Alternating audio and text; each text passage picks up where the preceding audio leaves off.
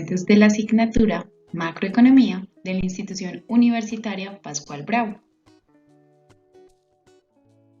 En el día de hoy estamos desarrollando la unidad didáctica número 1, relacionar los conceptos y fundamentos teóricos de los agregados macroeconómicos en la gestión de las organizaciones. Y nos apoyamos de la actividad de enseñanza, aprendizaje y evaluación número 3, relacionando conceptos de macroeconomía con determinantes económicos.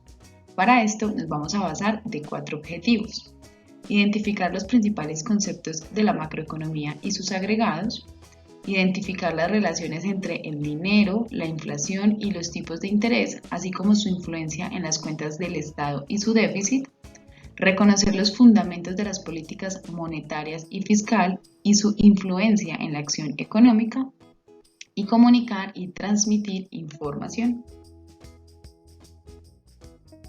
Empecemos con el primer concepto, que si bien todos tenemos relación de lo que significa y lo utilizamos a diario, vamos a conocer desde la academia qué quiere decir el dinero. El dinero es cualquier activo que sea aceptado incondicionalmente por todos en cualquier transacción. En distintas épocas de la historia se han utilizado como dinero diversos objetos: piedras, sal, ganado o conchas. Se han usado profusamente los metales, específicamente el oro. El papel moneda actual, el que nosotros conocemos hoy como papel moneda, es decir, los billetes y las monedas en sí, datan de la Edad Media, cuando los inventaron los mercaderes de Venecia. Con esta definición podemos ver que para que sea dinero no quiere decir que es papel moneda, ni que son monedas como tal, sino que hacer cualquier activo que esté aceptado por las partes que están haciendo la transacción. Para ver un ejemplo de esto, reconocen el término salario. Como dato curioso, anteriormente los trabajadores de las minas de sal recibían a cambio de sus horas de trabajo compensación en sal, por lo cual podían realizar trueque por otras mercancías y de ahí surge el término salario. En algunas partes del mundo la sal se utiliza como dinero incluso hoy. Por supuesto, la sal no es la moneda oficial de ningún país. Nosotros nunca hacemos un cambio de divisas y cambiamos 2.000 pesos por media libra de sal. Pero el hecho de que la gente la acepte en cualquier transacción la convierte inmediatamente en dinero. Esta gente acepta sal a cambio de otras mercancías porque sabe que podrá ofrecer a esa sal cuando requiera algo. La sal es conveniente porque se puede dividir con facilidad y no se deteriora. Veamos el siguiente ejemplo. Imaginemos que yo me dedico a criar gallinas y tú te dedicas a sembrar trigo. Podemos llegar a un acuerdo de intercambio, como por ejemplo que yo te doy una gallina a cambio de 1 kilo de trigo. El problema entonces va a surgir cuando a ti no te interesan las gallinas.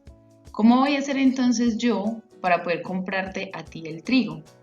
Si yo pudiera vender las gallinas a otra persona y ella me diera algo que a ti sí te interesa para intercambiar, entonces ya yo podría comprarte el trigo. Así es como nace el dinero.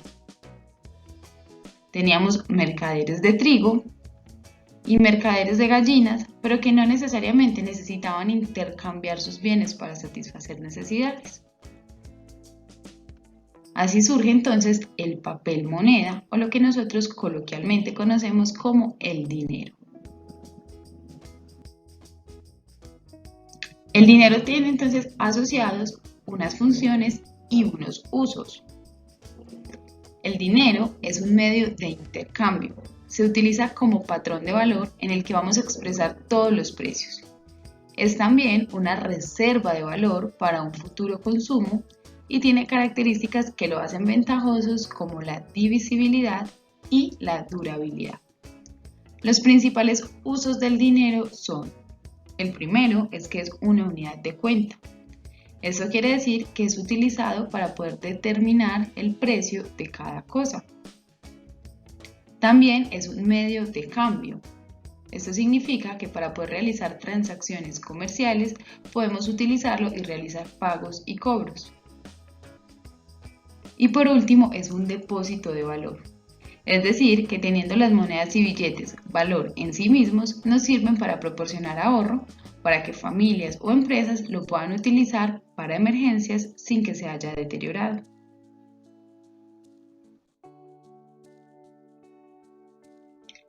El dinero en la actualidad no es convertible en oro, porque la oferta de oro es demasiado inestable. La declaración de una moneda como de curso legal no asegura que esta moneda sea aceptada. La aceptación del dinero se va a basar siempre en la confianza mutua de la gente, en que será aceptado por otros y en que mantendrá su valor. La preservación del valor del dinero depende enteramente de su escasez relativa y del control de la oferta de dinero que tengamos, que este es el fin de la política monetaria, que lo veremos más adelante. El valor del dinero no proviene del peso de un metal precioso, sino de la cantidad de bienes o de servicios que yo pueda comprar con él. Es el poder adquisitivo del dinero. Por ejemplo, a finales del siglo XVIII, el assignat francés tuvo que ser eliminado porque nunca se llegó a aceptar como forma de dinero, a pesar de todas las declaraciones oficiales del gobierno francés de la época. Pensemos también que en la actualidad puede existir alguna moneda o alguna representación del dinero que no sea aceptada por la sociedad y por lo cual sabemos que no podríamos hacer intercambios con él.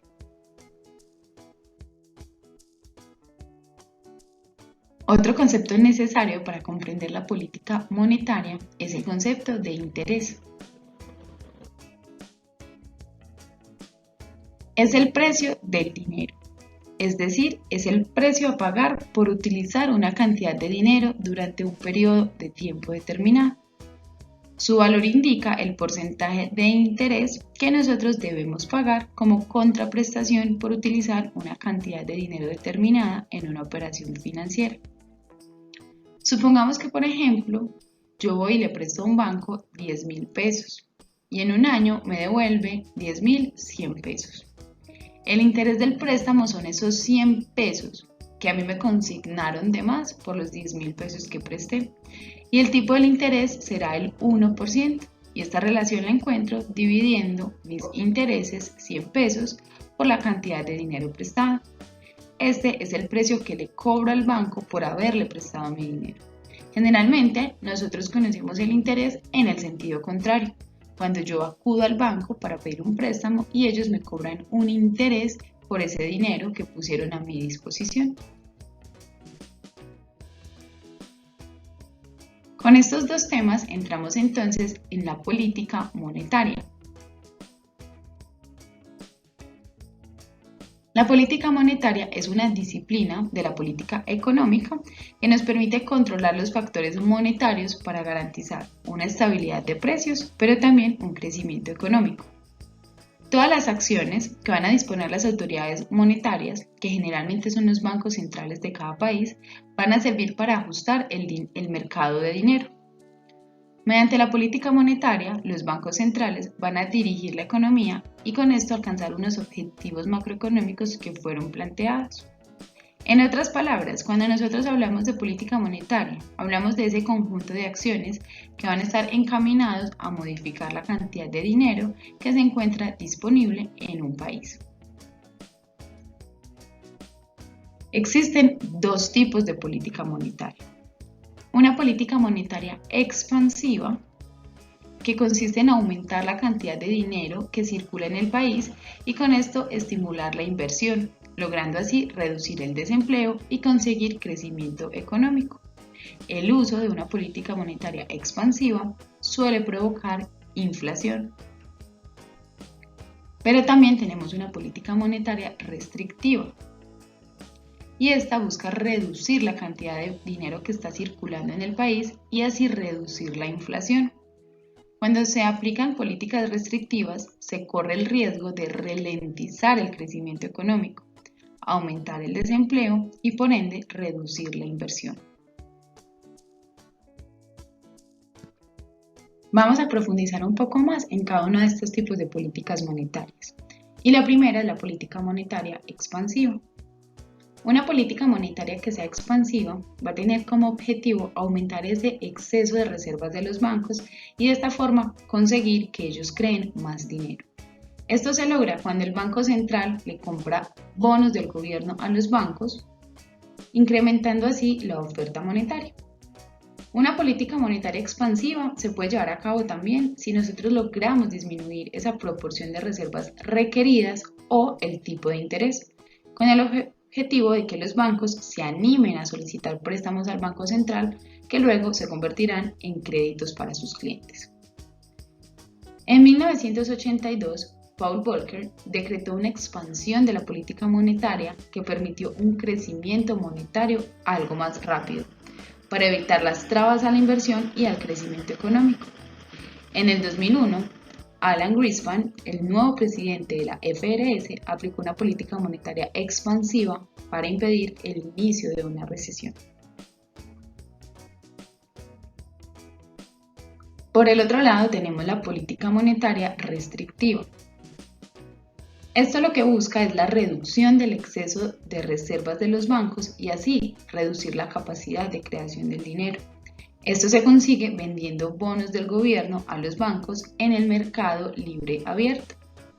Los bancos desean usar su parte del exceso en las reservas para poder comprar los bonos del gobierno por la fiabilidad que estos tienen.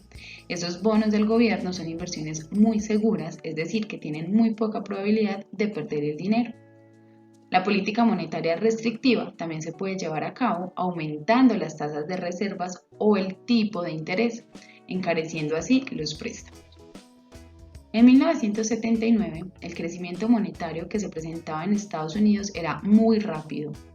En 1981, el FRS aplicó una serie de medidas de política restrictiva que consiguieron controlar el aumento del crédito. Vamos a mirar entonces cuáles son los objetivos. Mediante el uso de la política monetaria, los países van a tratar de tener cierta influencia en sus economías, controlando la oferta del dinero y así pudiendo cumplir con esos objetivos macroeconómicos que se postulan, manteniendo la inflación, el desempleo y el crecimiento económico en valores estables o por lo menos en los valores deseados. El primer objetivo entonces es controlar la inflación. Esto quiere decir que vamos a mantener el nivel de precios en un porcentaje estable y lo más reducido posible. Si la inflación es muy alta, se usarán políticas restrictivas, mientras que si la inflación es baja o hay deflación, utilizaríamos políticas monetarias expansivas. El otro objetivo es reducir el desempleo, y esto busca que nosotros procuramos que haya el mínimo número de personas en situación de desempleo. Para esto se utilizarán políticas expansivas que lo que buscan en el largo plazo es impulsar la inversión y por ende la contratación.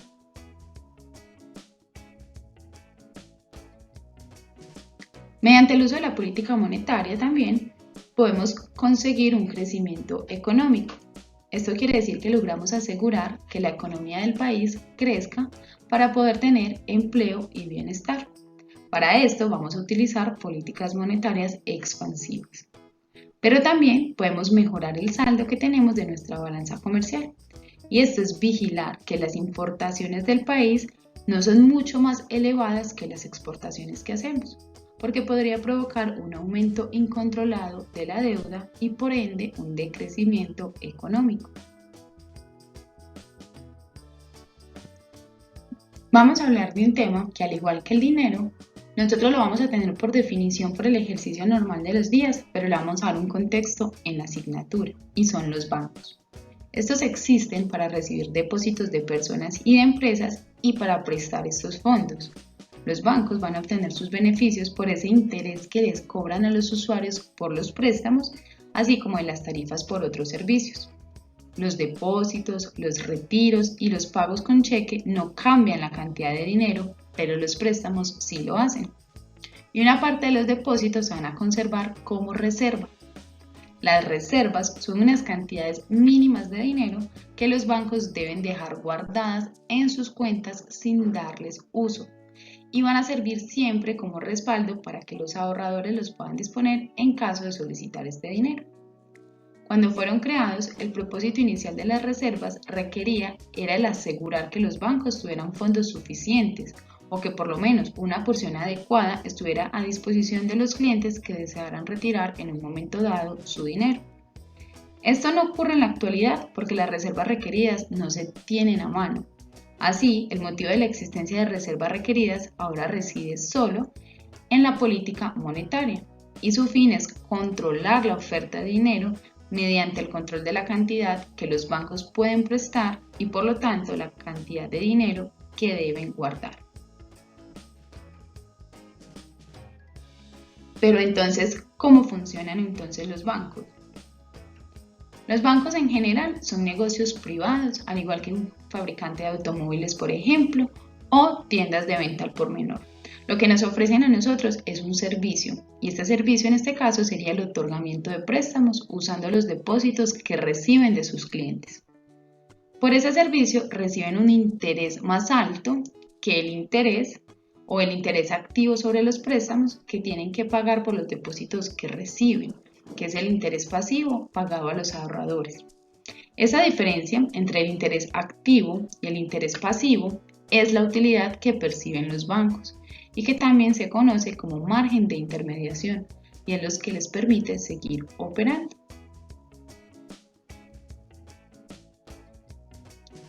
¿Qué instrumentos tenemos entonces para ejercer la política monetaria?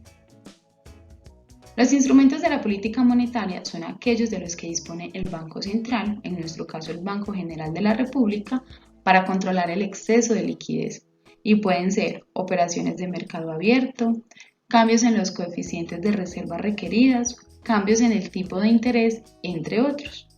Pero nosotros para la asignatura particularmente evaluaremos tres: la tasa de descuento, el encaje bancario o el coeficiente de caja y las operaciones de mercado abierto.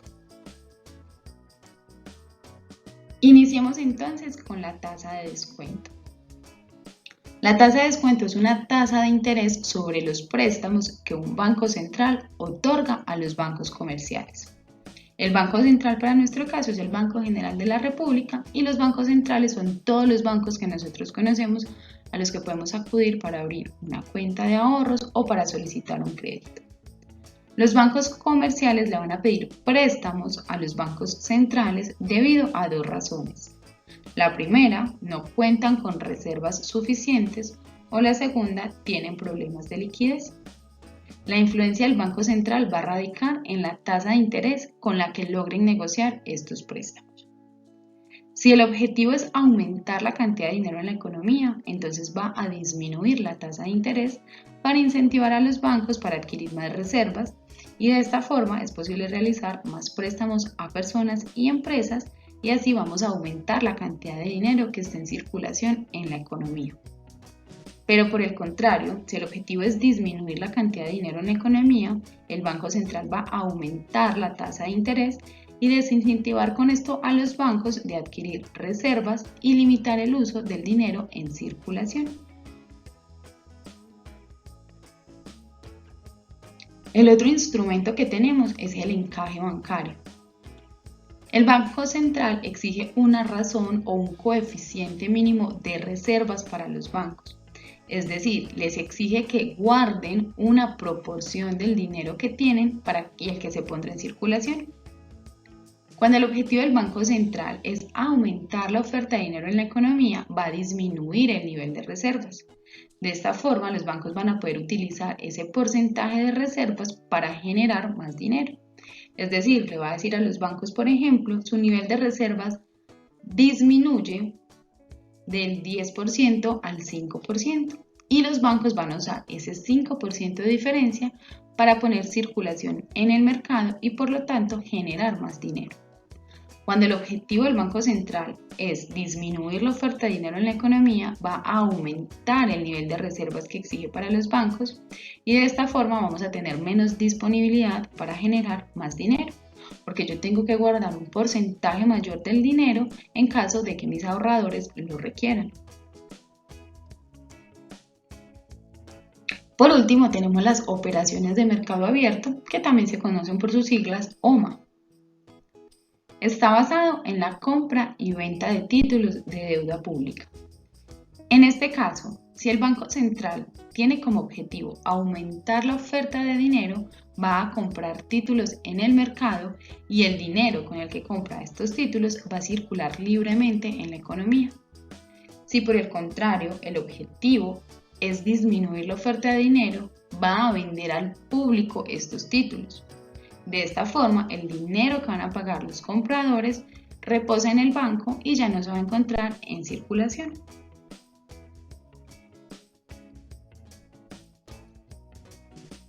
Normalmente se cree que el control sobre la impresión de billetes del banco es la base de la política monetaria, pero esto no es totalmente cierto. Los bancos tienen capacidad de generar la mayoría del dinero. El verdadero núcleo de la política monetaria es el control sobre las reservas que los bancos pueden prestar. En resumen, el instrumento tasa de descuento, si el objetivo es aumentar la oferta de dinero, va a disminuir la tasa de interés. Pero si el objetivo es disminuir la oferta de dinero, va a aumentar la tasa de interés. Con el instrumento encaje bancario, si el objetivo es aumentar la oferta de dinero, va a disminuir el mínimo que exigen para las reservas. Si por el contrario el objetivo es disminuir la oferta de dinero, va a aumentar el mínimo exigido de reservas. Finalmente, con las OMAs, si el objetivo es aumentar la oferta de dinero, el banco va a comprar títulos y si el objetivo es disminuir la oferta de dinero, se van a vender títulos.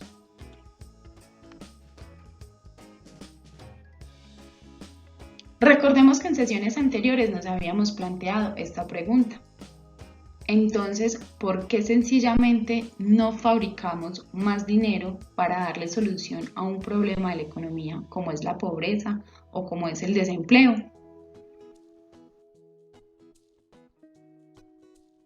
Hoy tenemos más conocimientos para responderlo. La razón por la que esta solución es inviable es porque entre más dinero haya en circulación, menor valor tendrá el dinero. Es un juego simple, como el de la oferta y la demanda en microeconomía. Si hay algo en abundancia, ese algo pierde valor. El dinero no es riqueza. El dinero es simplemente un mecanismo de intercambio, es un medio de pago. Por lo que la riqueza no se hace imprimiendo más papel moneda, sino produciendo más. La riqueza es el resultado de la interacción de los medios de producción, es el resultado de la acción del hombre sobre los medios de producción, lo que genera riqueza. Supongamos que la sociedad A produce unos bienes que valen 100. Solo necesitará papel moneda por 100 para poder intercambiar esos bienes. Nada se gana con emitir 200 pesos si la sociedad apenas produce 100 pesos.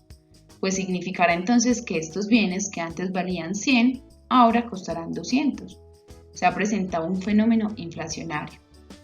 La necesidad de imprimir más dinero surge cuando esa sociedad produce más bienes, cuando es más productiva.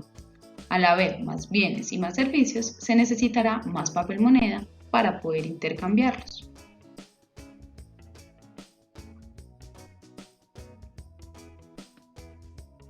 Esto ha sido todo la sesión del día de hoy. Recuerden preparar sus dudas, sus preguntas, sus inquietudes para que nos veamos en nuestra próxima sesión sincrónica.